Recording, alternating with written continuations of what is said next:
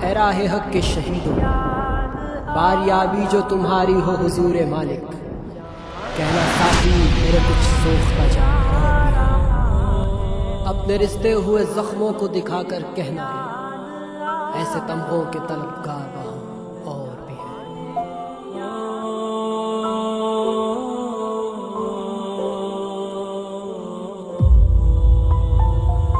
अस्सलाम वालेकुम व रहमतुल्लाहि व बरकातहू। दोस्तों, मेरा नाम है शफीक अहमद और थर्ड एंग्लो मैसूर वॉर के इस एपिसोड 10 में आप सबको खुशामदीद। दोस्तों, मैं उम्मीद करता हूँ आप सब लोग खैरियत से होंगे और मेरे इस चैनल को आप लोगों ने ज़रूर सब्सक्राइब किया होगा। चलिए वीडियो शुरू करते हैं। दोस्तों, जैसा कि आप लोगों ने पिछली वीडियोज़ के वाक़यात को जाना होगा कि किस तरह सुल्तान के ख़िलाफ़ अब गद्दारियाँ शुरू हो गई थी। सुल्तान ने क़मरुद्दीन को 10,000 सिपाहियों की कमांड देकर श्रीरंगापट्टनम चले गए, क्योंकि सल्तनत में इन गद्दारियों के सिलसिले को रोकना बेहद ज़रूरी हो गया था। इसी दौरान कॉर्नवालिस ने अपनी आधी से ज़्यादा फ़ौज को सुल्तान से उलझाकर खुद देवनहल्ली और चिकबल्लापुर के किलों पर कब्जा कर लिया और फिर अप्रैल 5 को लगभग 70 किलोमीटर दूर बेंगलोर से चिकबल्लापुर के पास कॉर्नवालिस जाकर रुक गया।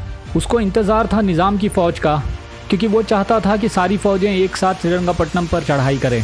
मगर कई दिनों तक कॉर्नवालिस वहीं पे इंतज़ार करता रहा, लेकिन निज़ाम की तरफ से या उसकी फ़ौज की तरफ से कोई ख़बर उसको नहीं आई। यहाँ तक कि जो भी अंग्रेज़ों की तरफ से ख़त लेकर जाता वो वापस कभी लौट के नहीं आता, क्योंकि सुल्तान का खुफिया जासूसों का नेटवर्क बहुत ही ज़्यादा स्ट्रॉन्ग था और उसमें उन्होंने अंग्रेज़ और निज़ाम को बीच में होने वाले कॉन्टैक्ट को पूरी तरह से काट दिया था। कॉर्नवालिस को जब निज़ाम की फ़ौज की तरफ से कोई इन्फॉर्मेशन नहीं मिली, उसने सोचा बेहतर होगा कि वो कर्नल ओल्डहम के अंडर में आ रही फ़ौज के साथ कंबाइन हो जाए। इसलिए उसने रेट्रोग्रेड डायरेक्शंस में अपनी फ़ौज की मूवमेंट शुरू कर दी। मगर तभी कॉर्नवालिस को एक फ्रेश न्यूज़ मिली कि निज़ाम की फ़ौज कोट्टापल्ली तक आ पहुंची है। इसलिए कॉर्नवालिस ने निज़ाम की फ़ौज से जुड़ने का फ़ैसला किया और अप्रैल 13 को कॉर्नवालिस और निज़ाम की फ़ौजें कोट्टापल्ली के पास आके कंबाइंड हो गई। निज़ाम ने 15,000 की एक स्ट्रॉन्ग फ़ौज भेजी थी, जिसमें 10,000 घुड़सवार थे। इन दोनों फ़ौजों ने कंबाइन होकर अप्रैल 14 को कोट्टापल्ली से रवाना होकर 19 अप्रैल को वेंकटगिरी के पास आकर इंग्लिश कंटिंजेंट के साथ मिल गई। इस इंग्लिश डिटैचमेंट में बहुत ज़्यादा तादाद में असला और बारूद लाया गया था, जिसमें 700 इंग्लिश सोल्जर्स और 4,500 हिंदुस्तानी सिपाही लाए गए थे जो ब्रिटिश के लिए काम करते थे। सुल्तान की फ़ौज ने बीच में इस डिटैचमेंट पे बहुत सारे हमले किए, मगर अंग्रेज़ी फ़ौज किसी तरह से बचते हुए कॉर्नवालिस और निज़ाम के पास आकर मिल गई। दरअसल निज़ाम और मराठाओं ने अपनी फ़ौजों को बाद में इसलिए भेजा क्योंकि उन लोगों ने अपनी नज़र बनाई हुई थी बेंगलोर की जंग पे, क्योंकि अगर यहाँ पे कॉर्नवालिस हार जाता तो शायद निज़ाम और मराठा अपना अलायंस तोड़ देते इंग्लिश के साथ। मगर कॉर्नवालिस ने कृष्णा राव जैसे कुछ गद्दारों की मदद से बेंगलोर के किले पे कब्जा कर लिया था। जब बेंगलोर फोर्ट की जंग चल रही थी, उस वक्त निज़ाम और पेशवा ने पंगल के पास मार्च 1791 में एक मीटिंग की थी, जिसमें पेशवा ने अपनी तरफ से हरिपंत को भेजा था। इस मीटिंग में निज़ाम ने अंग्रेज़ों को फुल सपोर्ट देकर सुल्तान को पूरी तरह से ख़त्म करने की बात कही, मगर पेशवा की तरफ से कहा गया कि वो सुल्तान को पूरी तरह से ख़त्म नहीं करना चाहते, क्योंकि अगर टीपू सुल्तान को पूरी तरह से हटा दिया गया तो अंग्रेज़ों का पावर यहाँ साउथ इंडिया में इतना स्ट्रांग हो जाएगा कि सुल्तान के बाद अंग्रेज़ों को कोई चैलेंज नहीं कर पाएगा। निज़ाम ने मई 1790 में ही अपनी फ़ौज को हैदराबाद के बॉर्डर्स पे इकट्ठा कर लिया था और जून के आते आते उसने अंग्रेज़ों के एक डिटैचमेंट जो मेजर मॉन्टगोमेरी के अंडर में आया था, उससे मिलकर साउथ में पंगल की तरफ चल पड़ा था। निज़ाम की फ़ौज को महाबत जंग के अंडर में भेजा गया था, जो जुलाई 13 को रायचूर के पास पहुंची।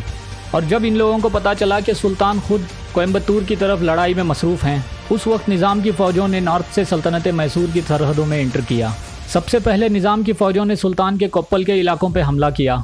कोप्पल में सुल्तान के सिपहसालार थे नानाजी राव सोलंके, जो बहुत ही बहादुर और सुल्तान के करीबी सिपहसालार थे।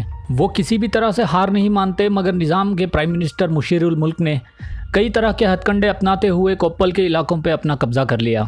और जब बेंगलोर के ऊपर अंग्रेज़ों के कब्जे की बात फैली तो कुछ नालायक किलेदारों ने बहादुर बेंडा और एक और किले को निज़ाम के हवाले कर दिया, जबकि ये बिल्कुल ज़रूरी नहीं था। और इन लोगों की इस हरकत की वजह से निज़ाम और पावरफुल बनता गया और अंग्रेज़ों के हौसले भी बढ़ने लगे थे।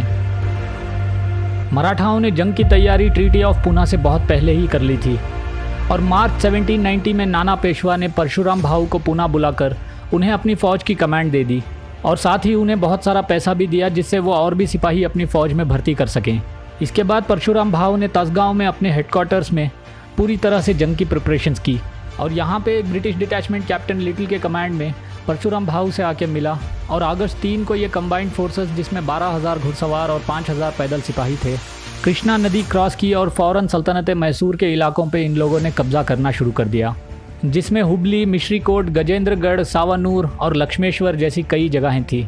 इन सब इलाकों पे कब्जा करने के बाद पेशवा और अंग्रेज़ों की फ़ौज धारवाड़ के करीब पहुंची। उस ज़माने में धारवाड़ एक कैपिटल प्रोविंस हुआ करता था मैसूर सल्तनत का, और ये बदरुज़्ज़मान के अंडर में हुआ करता था। और उस किले में बदरुज़्ज़मान के अंडर में 10,000 सिपाही थे, और साथ ही उस वक्त सुल्तान ने कुछ 4,000 सिपाहियों को शेर खान के अंडर में भी भेजा था। दोस्तों याद रखिए, ये वाक़या जब हो रहा था सुल्तान खुद जनरल मेडोज के साथ साउथ में सत्यमंगलम और कोयम्बतूर की लड़ाइयों में मसरूफ़ थे, जिसका जिक्र मैंने थर्ड एंग्लो मैसूर वॉर के एपिसोड 7 में एक्सप्लेन किया है। बहरहाल मराठा फ़ौज लगभग 5 मील दूर रुकी धारवाड़ से, और हर रोज़ वो लोग तोपों को बैलगाड़ियों से खींचकर किले के नज़दीक ले जाते और चलाया करते थे, और रात को तोपों को वापस कैंप तक लेके आया जाता था। ये इसलिए किया जाता था कि अगर कोई फ़ौज पीछे से हमला कर दे तो उनकी तोपें और गोला बारूद मैसूर फ़ौज के हाथ ना लग जाए। और दिसंबर 13 को मराठा आर्मी ने अंग्रेज़ों के साथ मिलकर धारवाड़ के टाउन वाले इलाकों पर हमला कर दिया, और इमीडिएटली मराठा और अंग्रेज़ी फ़ौजियों ने कई घरों में भी आग लगा दी, जिससे हर तरफ भगदड़ मच गई। और इसी बात का फ़ायदा उठाते हुए बदरुज़्ज़मान खान ने उन लोगों पे हमला कर दिया, जिसमें लगभग 500 से ज़्यादा मराठा और ब्रिटिश के सोल्जर्स को मार दिया गया। मगर फिर भी कुछ दिनों बाद दोबारा मराठाओं ने उस इलाके पे कब्ज़ा कर लिया, और इस धारवाड़ के किले पे घेराबंदी शुरू कर दी गई, और हर तरफ से किले पे तोपों को चलाना शुरू कर दिया गया मराठाओं की तरफ से।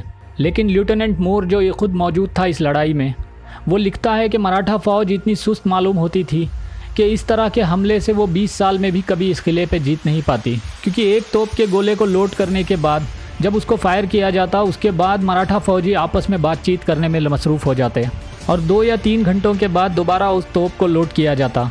और जब खाना खाने का वक्त आता तो मराठा फ़ौजी सिर्फ खाने पीने में ही मसरूफ़ रहते थे, और न जाने हम अंग्रेज़ों के बिना ये पेशवा की फ़ौज क्या करती। दोस्तों इस बात पे मैं आपको कहना चाहता हूँ कि आपको इंग्लिश की माइंडसेट को समझना बेहद ज़रूरी है, क्योंकि वो कोई भी मौका नहीं छोड़ते थे हम हिंदुस्तानियों को बदनाम करने के लिए। इस मुहिम में पूरी तरह से सिर्फ मराठा लड़ रहे थे, और वो अपनी जानों को गंवा रहे थे, और अंग्रेज़ सिर्फ साथ देने की बात से वहाँ पे मौजूद थे, लेकिन जीत का हर क्रेडिट वो खुद के ऊपर ले रहे थे। उसी तरह जैसे अपने ही देश वालों को आपस में लड़ा दिया और सुल्तान के ख़िलाफ़ प्रोपेगेंडा चलाकर खुद को ऊपर ले आए। उसी दौरान कर्नल फ्रेडरिक अपनी इंग्लिश डिटैचमेंट के साथ पूरी तरह से किले पे चढ़ाई करना चाहता था, मगर परशुराम भाऊ ने इस बात को नामंजूर कर दिया, क्योंकि अगर किले के ऊपर अंग्रेज़ों ने हमला करके जीत हासिल कर ली तो बाद में वो लोग अपना ही क्लेम करेंगे इस किले के ऊपर, जो परशुराम भाऊ को बिल्कुल मंजूर नहीं था। इसके बाद कर्नल फ्रेडरिक ने एक धमकी भरा ख़त भेजा बदरुज़्ज़मान खान को कि वो किले को सरेंडर कर दे, वरना एक एक सुल्तान के सिपाही को मार दिया जाएगा। बदरुज़्ज़मान खान ने कोई जवाब नहीं दिया, जिसके बाद अंग्रेज़ और मराठाओं ने कई हमले किए उस किले पर, मगर वो जीत नहीं पाए, क्योंकि किले के आसपास बहुत ही गहरा गड्ढा था, और किले की दीवारों से लगकर सूखी लकड़ियों को रखा गया था, जिसमें हमले के दौरान आग लगा दी जाती थी। बदरुज़्ज़मान खान और उनके फ़ौजियों ने लगभग 6 महीनों तक अंग्रेज़ और मराठाओं का सामना किया, लेकिन किले के अंदर खाना और पानी की कमी हो गई थी। और साथ ही जब बेंगलोर की खबर उन तक पहुंची तो उनके हौसले टूट गए, क्योंकि उनको पता चल गया था कि इन हालातों में सुल्तान की तरफ से उन्हें कोई मदद नहीं मिल सकती है। इसलिए उन्होंने कुछ शर्तों के ऊपर सरेंडर करने को राज़ी हो गए। उन शर्तों के मुताबिक मराठा और अंग्रेज़ बदरुज़्ज़मान खान और उनकी फ़ौज को किले से बाहर निकलकर शिमोगा तक जाने की इजाज़त दिए थे।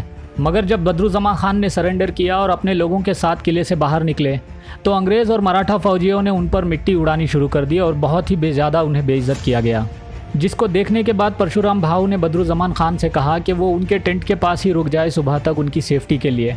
मगर बदरुज़्ज़मान खान ने उनकी बात पर भरोसा नहीं करते हुए लगभग 20 मील दूर जाकर अपना कैंप लगाया, जिस पे 8 अप्रैल की रात को कुछ मराठा और ब्रिटिश के सिपाहियों ने अटैक करके उन्हें लूट लिया।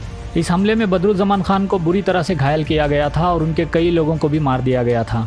जब ये बात परशुराम भाऊ को पता चली तो उन्होंने अपने सिपाहियों को कड़ी सज़ा दी और साथ ही बदरुज़्ज़मान खान को अंग्रेज़ के एक डॉक्टर से इलाज करवाया, मगर उसके फ़ौरन बाद उन्हें गिरफ़्तार भी कर लिया गया, ये कहकर के उन्होंने सरेंडर की शर्तों को तोड़ा है।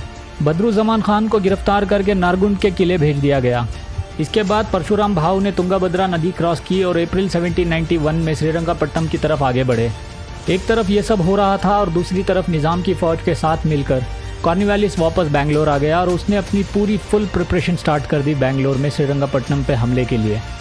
और 4 मई 1791 को कॉर्नवालिस ने अपनी फ़ौज के साथ श्रीरंगपट्टनम की तरफ कूच की। वो कनकनाहल्ली और सुल्तानपेटा की तरफ से श्रीरंगपट्टनम तक जाना चाहता था, मगर वो जब तक वहाँ पहुँचा तो उसने देखा कि सुल्तान ने हर गाँव को खाली करवा दिया है। सुल्तान ने सभी लोगों को हिफाजत के साथ जंग होने वाले इलाकों से दूर भेज दिया था, क्योंकि अंग्रेज़ सुल्तान को हराने के लिए मासूम लोगों पे ही जुल्म किया करते थे और सबसे पहले वो गांव वालों को ही मारा करते थे। सुल्तान चाहते थे कि अगली जंग आम लोगों से दूर हो और अंग्रेज़ों को इस बार भागने का मौका ना मिले। तो दोस्तों, आज की वीडियो में बस इतना ही। अगली वीडियो में मैं आपको बताऊंगा कि किस तरह से अंग्रेज़ श्रीरंगपट्टनम तक पहुंचने में कामयाब हो गए थे और सुल्तान ने उन लोगों के साथ वहां पे उनकी क्या हालत की थी। अब मैं मिलूँगा आपसे अगली वीडियो में, तब तक आप अपना बहुत सारा ख्याल रखिए और हमारे इस चैनल को सब्सक्राइब ज़रूर करिए। अल्लाह हाफिज़।